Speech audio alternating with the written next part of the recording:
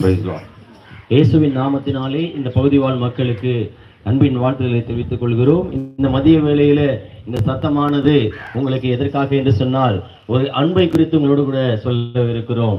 இந்த உலகத்துல அநேக அன்பை நாம எதிர்பார்த்து கொண்டிருக்கலாம், அநேக அன்பை நம்பி நாம ஏமாந்து கொண்டிருக்கலாம். ஒருவேளை பெற்றோர்கள் பிள்ளைகளை அதிகமாய் நேசித்திருக்கலாம். அந்த பிள்ளைகளுடைய அன்பு இந்த நாட்களில் பெற்றோர்களுக்கு வயதானது நிமித்தமாய் அவர்களுக்கு முழுமையாய் கிடைக்கப்பெற முடியாமல் இருக்கிற ஒரு சூழ்நிலை உண்டு.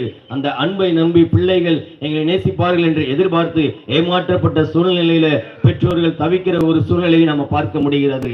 அதே போல அநேக கணவன் மனைவிக்குள்ள அந்த ஆரம்பத்தில் இருந்த அன்பு நாள் போக போக குறையப்பட்டு அது இந்த நாட்களில எவ்வளவு இல்லாமலே போய்விடுகிறது. அநேக விதமான தவறான உறவுகள், அநேக விதமான தவறான பழக்க வழக்கங்கள் அன்பை குறைத்து போடுகிறது, அன்பு இல்லாதபடி செய்கிறது.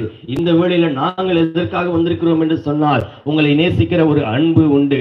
அந்த அன்பு எல்லாரையும் ஒரே விதமாய் நேசிக்கிற அன்பு. அந்த அன்பு ஒரு நாளும் மாறாது, அந்த அன்பு ஒரு நாளும் குறையாது. அந்த அன்பு சொல்லும்படியாக தான் இந்த வேளையில நாங்கள் வந்திருக்கிறோம். அந்த அன்புதான் ஆண்டவராகிய இயேசு கிறிஸ்துவின் அன்பு. அந்த அன்பு நேற்றும் என்றும் மாறாத அன்பு என்று வேதம் சொல்லுகிறது. அந்த அன்பு செய்யக்கூடிய காரியங்கள் நம்முடைய வாழ்க்கையை மாற்றி போடும், நம்முடைய குணாதிசயங்களை மாற்றி போடும், நம்முடைய தேவைகளை சந்திக்கும், நம்முடைய குறைகளை மாற்றும். அப்படிப்பட்ட வல்லமையுள்ள அன்பு இயேசுவின் அன்பு. அந்த அன்பை சொல்லும்படியாக தாங்க இந்த மதிய வேளையில வந்திருக்கிறோம். அந்த அன்புக்கு ஈடே இல்லை, அந்த அன்புக்கு இணையே இல்லை. அந்த அன்பு யாரையுமே ஒரு விதமான ஒரு ஏதாவது எதிர்பார்த்து தருகிற அன்பு இல்லை. ஒருவருடைய மனிதனுடைய தரத்தை பார்த்து கொடுக்கிற அன்பு இல்லை. நாம குறைவுள்ளவர்களாய் காணப்படலாம், நாம தரமற்றவர்களாய் காணப்படலாம், நாம ஏதாவது ஒரு பாவத்துல நாம வாழ்ந்து கொண்டிருக்கலாம், மனிதர்களுக்கே பிடிக்காத ஒரு பழக்க வழக்கம் நமக்குள்ள இருக்கலாம். ஆனாலும் அப்படிப்பட்டவர்களை நேசிக்கிற அன்பு இயேசுவின் அன்பு. என்று சொன்னால் வேதத்தில் தெளிவாய் சொல்லப்பட்டிருக்கிறது, பாவிகளுக்காக அவருடைய அன்பு இருக்கிறது என்று சொல்லி, பாவிகள் மனம் திரும்பும்படியாக தான் இயேசு கிறிஸ்து உலகத்தில் இரட்சகராய் வந்தார் என்று சொல்லி வேதத்தில் சொல்லப்பட்டிருக்கிறது. அந்த அன்பு செய்கிற காரியத்தை நான் உங்களோடு கூட பகிர்ந்து கொண்டு கடந்து செல்ல விரும்புகிறேன். இயேசுடைய அன்பு, அவர் எப்படியா இந்த உலகத்துல வந்து சகல ஜனங்களையும் நேசித்து எல்லாருக்கும் சுகத்தை கொடுத்தாரோ, எந்த ஒரு பாரபட்சம் இல்லாமல் ஜனங்களுக்கு நன்மை செய்தாரோ, இன்றைக்கும் அவருடைய அன்பு எல்லா ஜனங்களையும் ஒரே விதமாய் நேசிக்கிறது, எல்லாருக்கும் தேவைகளை கொடுக்கிறதா இருக்கிறது. அவரிடத்துல கேட்கிற மனப்பூர்வமாய் யாரெல்லாம் அவரிடத்துல இயேசுவே உங்களுடைய அன்பை ருசி பார்க்க நான் விரும்புகிறேன் என்று சொல்லுகிறார்களோ, அத்தனை பேருக்கும் குறைவில்லாமல் அளவில்லாமல் கொடுக்கிற இயேசுவின் அன்பு மகா பெரியதாய் இருக்கிறது. அந்த அன்பு ஒரு காரியத்தை செய்திருக்கிறது. அதை உங்களோடு கூட சொல்லி நான் கடந்து போக விரும்புகிறேன். நம்ம தென் பகுதியில பாத்தீங்கன்னா, திருநெல்வேலி பகுதி பாளையங்கோட்டை என்கிற பகுதியில 18ஆம் நூற்றாண்டுல இருந்த ஒரு சூழ்நிலை. எந்த ஒரு பெண்களும் அவங்க படிக்கிறதுக்கான வாய்ப்பே கிடையாது, எந்த பெண்களும் வீட்டை விட்டு வெளிவருவதற்கான சூழ்நிலை கிடையாது. அவர்களுக்கு எல்லா உரிமைகளும் பறிக்கப்பட்டிருந்த சூழ்நிலை. அந்த எந்த பெண்களுக்கும் அவர்கள் வீட்டை விட்டு வெளியிலே சென்று அவர்கள் தாராளமாய் படிக்கவோ, அவங்களுடைய வாழ்க்கையை முன்னேற்றவோ, சுயமாய் சிந்திக்கவோ ஒரு விடுதலை இல்லாத நாட்கள் 18ஆம் நூற்றாண்டு. நம்முடைய தென் பகுதியா இருக்கிற பாளையங்கோட்டை பகுதியில் நடந்த சம்பவம். அப்படிப்பட்ட சூழ்நிலையில ஒரு நண்பர் இயேசுவினுடைய அன்பை சொல்லும்படியாய் வந்தார். அவர் பெயர் தான் ஜான் டக்கர் என்கிற மனிதர். அவர் பிரிட்டிஷ் அந்த நாட்டிலிருந்து வந்து அந்த இயேசுவினுடைய அன்பை அந்த பகுதியில் பறைசாற்றி கொண்டிருந்தார். அவருக்கு ஒரு தங்கை உண்டு. அந்த தங்கைக்கு 2 கால்களும் இல்லாதபடி அவர் பிறக்கும் பொழுதே ஊனமாய் பிறந்த ஒரு சகோதரி. அவருடைய சகோதரனுடைய காரியங்களை கேட்கும் பொழுது, இந்தியாவில் உள்ள பெண்களுக்கு உரிமைகள் இல்லை, அவர்கள் படிக்க வாய்ப்பு கிடையாது, அவர்கள் சமுதாயத்தில் அவருடைய விருப்பம் போல வாழ முடியாது என்கிற சூழ்நிலை அவருடைய சகோதரர் மூலமாய் கேள்விப்படுகிறார்கள். கேள்விப்பட்டு, என்ன இந்த ஜனங்கள் இப்படியா இருக்கிறார்களே, இன்னும் அறியாமையில் இருக்கிறார்களே, இந்த பெண்கள் எங்களைப் போலவே அவர்களும் படிக்க வேண்டும், எங்களைப் போலவே அவர்களும் சுயமாய் வாழ வேண்டும் என்று சொல்லி அந்த சகோதரி நினைத்தாள். ஆனால் அவள் முடவராய் இருந்தாலும், அவளுக்கு நடக்க முடியாத சூழ்நிலையாய் இருந்தாலும், நம்முடைய இந்தியாவில் இருக்கிற பெண்களை குறித்து கரிசனைப்பட்டாள். காரணம், இயேசுவினுடைய அன்பு அவர்களுக்குள்ள நெருக்கினது. நான் உன்னை எப்படியாய் நேசித்தேனோ அதே போல இந்தியாவில் உள்ள பெண்களையும் நேசிக்கிறேன் என்று அவளோடு கூட இயேசு பேசினதான காரியம் அவளுக்குள்ளே ஒரு உந்துதலை ஏற்படுத்தினது. எங்களைப் போலவே இந்த இந்திய பெண்களும் வாழ வேண்டும் என்று விரும்பி, இவர்களுக்கு கல்வி கொடுக்க வேண்டும் என்று விரும்பி, தனக்காக வைத்திருந்த எல்லா சொத்துக்களையும் விற்று, தன்னுடைய திருமணத்துக்காக சேர்த்து வைத்திருந்த எல்லா நகைகளையும் விற்று, அது மாத்திரம் போதாது என்று சொல்லி தன்னுடைய நண்பர் தன்னுடைய தோழிகளிடத்தில் சொல்லி அவரிடத்திலும் சில பணக்காரியங்களை பெற்றுக்கொண்டு எல்லாவற்றையும் திரட்டி தன்னுடைய சகோதரனுக்கு அனுப்பி அந்த பாளையங்கோட்டை பகுதியில் சொன்னாங்க, ஒரு பெண்களுக்கான ஒரு பள்ளியை ஆரம்பிங்க, பெண்களுக்கு கல்வி கொடுக்கணும். இது அதன் நிமித்தமாய் இயேசுனுடைய அன்பு அவர்கள் உணர்ந்து கொள்ள வேண்டும் என்று சொல்லி அவர்கள் அனுப்பி வைத்தார்கள். அதன்படியாக அந்த நபரும் இந்த பாளையங்கோட்டை பகுதியில் அந்த பள்ளியை கட்டி அவர் அந்த கல்வியை பெண்களுக்கு கொடுக்க ஆரம்பித்தார்கள். அது துவங்கி இன்றைக்கு பார்த்தீங்கன்னு சொன்னா அந்த பெண்மணி சின்ன வயதிலே இறந்து போயிட்டாங்க.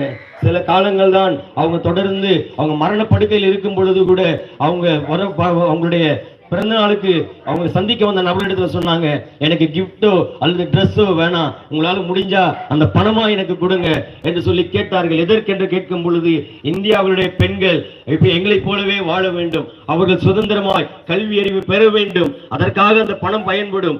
நான் புத்தாடை போட்டாலோ அல்லது நான் பரிசு பொருளை பெற்றாலோ அதுக்கு எனக்கு இன்பம் தராது. இயேசுடைய அன்பு சொல்லும்படியாக, இயேசுடைய அன்பு பறைசாற்றும்படியாக அவர்களுக்கு கல்வி அறிவு வேண்டும் என்று சொல்லி பணத்தையே வாங்கி கொண்டு அந்த மரணப்படுக்கைகள் கூட அவருடைய சகோதரனுக்கு அனுப்பி வைத்தார். எவ்வளவு பெரிய அன்பு பாருங்க. அந்த சகோதரிக்குள்ள அவளுக்குள்ளிருந்த காரியங்கள், தனக்கென்று இருந்த எல்லா காரியங்களையும் விட்டு நம்முடைய பெண்களுக்காக அனுப்பி வைத்தார். அது நிமித்தமாக தான் இன்றைக்கு அந்த சகோதரி இல்லைன்னு சொன்னாலும், இன்றைக்கு அந்த பாளையங்கோட்டை திருநெல்வேலி பகுதியில் பார்த்தீங்கன்னா 136 பள்ளிக்கூடங்கள் இருக்கிறது. அந்த பெண் பெயர் சாரா டக்கர். அவருடைய பெயரிலேயே இன்றைக்கு அநேக பள்ளிகள் அங்கு இயங்கிக் கொண்டிருக்கிறது, இன்றைக்கு கல்லூரிகள் இயங்கிக் கொண்டிருக்கிறது. காரணம், அவர் இயேசுடைய அன்பை பறைசாற்றும்படியாக தன்னை ஒப்புவித்தார். அது மாத்திரமல்லாமல் இயேசுடைய அன்பு தொடர்ந்து நீடிக்க வேண்டும் என்று சொல்லி ஜெபித்தார். இன்றைக்கும் பாத்தீங்கன்னா அந்த அன்பு, இயேசுனுடைய அன்பு அந்த பகுதியில நிறைவாய் காணப்படுகிறது. அந்த அன்பு உங்களையே நேசிக்குதுங்க. இன்றைக்கு பாத்தீங்கன்னா அந்த பள்ளிக்கூடத்துல இருந்து படிச்சு வந்த, அந்த கல்லூரியில படிச்சு வந்த பெண் பிள்ளைகள் தென்பகுதியில மட்டுமே 10 லட்சம் பேர் இருக்கிறாங்களாம். எவ்வளவு மகிமையான காரியம் பாருங்க. நம்முடைய இந்தியாவிற்காக, அதுவும் தென்பகுதி தென் மாநிலங்களுக்காக, அதுவும் தமிழ்நாட்டினுடைய தென் மாவட்டங்களுக்காக அந்த சகோதரி இயேசுனுடைய அன்பை அவர் நிமித்தமாய் இயேசு கிறிஸ்து அனுப்பி வைத்தார். பாருங்க, இன்றைக்கும் அந்த அன்பு குறையாதபடி இருக்கிறது. இன்றைக்கும் நம்முடைய குறைவுகளை மாற்றும்படியாக, நம்முடைய எல்லா இல்லாமைகளை மாற்றும்படியாக, நாம் எதிலெல்லாம் முடக்கப்பட்டிருக்கிறோமோ, எதிலெல்லாம் இல்லாம இருக்கிறோமோ, எதிலெல்லாம் கஷ்டப்படுறோமோ, அந்த காரியங்கள் எல்லாம் மாற்றும்படியாக இயேசுவின் அன்பு இந்த மதிய வேளையிலே உங்களோடு கூட பேசிக் கொண்டிருக்கிறது. என் அன்பு சகோதர சகோதரியே, தாய்மார்களே, நீங்கள் எப்படிப்பட்ட சூழ்நிலை இருந்தாலும் சரி, ஒருவேளை சில அன்பை நம்பி நீங்கள் ஏமாற்றப்பட்டு இருக்கலாம். சில அன்பை நீங்கள் அதிகமாய் அதையே போதும் என்று சொல்லி நினைத்து இந்த நாட்களில் ஏமாற்றப்பட்டு தற்கொலைக்கு நேராய் கூட நீங்கள் நின்று கொண்டிருக்கலாம். எனக்கு எந்த நபரும் சொந்தம் இல்லை, எந்த நபரையும் நான் நம்பி ஏமாந்து போயிட்டேன், நல்ல உறவு நல்ல நட்பு என்று சொல்லி நான் நம்பி ஏமாந்து போய்விட்டேன் என்று சொல்லி நீங்கள் ஒருவேளை இந்த வேளையில சிந்தித்துக் கொண்டிருக்கலாம். இந்த காலங்களில் பார்த்தீங்கன்னு சொன்னா அநேக பெண் பிள்ளைகள், அநேக வாலிப ஆண் பிள்ளைகள் இந்த காதல் என்ற காரியத்துல, இந்த அன்பு நிரந்தரம் என்று சொல்லி ஏமாந்து அநேக பிள்ளைகள் கொலை செய்கிறதும், கொலை செய்யப்படுகிறதும், தற்கொலை செய்கிறதுமாய் நாம கேட்கிறோம். இதற்கு இதெல்லாம் காரணம், இந்த அன்பெல்லாம் மாயைங்க. இந்த அன்பெல்லாம் ஒரு நாள் நிலைக்காது. நமக்கு வேண்டிய அன்பு இயேசுதான். இயேசுனுடைய அன்பு நமக்கு இருக்கிறது என்று சொன்னால் நமக்கு இந்த உலகத்துல வேண்டிய எல்லா ஆசீர்வாதமும் கிடைக்கும். அது மாத்திரம் அல்லாமல் அந்த அன்பு நம்மளை பரலோகத்திற்கும் கொண்டு போகும். ஒருவேளை நீங்க இந்த சூழ்நிலையில காணப்படுகிறீர்கள் என்று சொன்னால், எனக்கு யாருமே இல்லை, நான் எல்லாருமே நம்பி ஏமாந்துட்டேன், இந்த வேளையில எனக்கு இருக்கிறது எல்லாமே வேஸ்ட்ன்னு சொல்லி நான் நினைச்சுக்கிறேன், என் வாழ்க்கையே வேஸ்ட், நான் வாழ்றதே வேஸ்ட்ன்னு சொல்லி நீங்க நினைக்கலாம். ஆனால் உங்களை நேசிக்கிற இயேசுவின் அன்பு சொல்லுகிறது, நீ எனக்கு வேணும், நீ எனக்கு வேணும்னு சொல்லி இயேசு சொல்லுகிறார். நீங்க செய்ய வேண்டியதெல்லாம் ஒன்னே ஒண்ணுதான், இயேசுவே உம்முடைய அன்பை நான் ருசி பார்க்க விரும்புறேன்.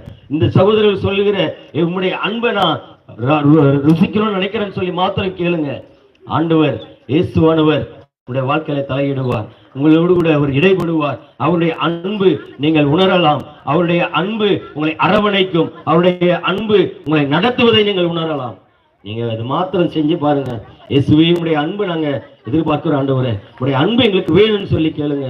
ஆண்டவர் நிச்சயமாய் உடைய வாழ்க்கையில வருவார். அவருடைய அன்பிற்காக தான், அந்த அன்பின் நிமித்தமாக தான் நாம இந்த உலகத்துல வாழ்ந்தாலும் சுகமாய் வாழ வேண்டும். அது மாத்திரமல்லாமல் நாம மரித்தாலும் பரலோகத்துல வாழ வேண்டும் என்று சொல்லி அவருடைய அன்பின் அடையாளமாய் அவர் அந்த சிலுவையிலே அறையப்பட்டார், அந்த சிலுவையிலே மரித்தார், மீண்டும் உயிரோடு கூட எழுந்து இன்றைக்கும் அவருடைய அன்பு நம்ம பெரும்படியாக, அவருடைய அன்பை ருசிக்கும்படியாக நம்மோடு கூட இந்த உலகத்தில் அவர் உயிரோடு கூடவே உலாவிக் கொண்டிருக்கிற தெய்வமாய் இருக்கிறார்.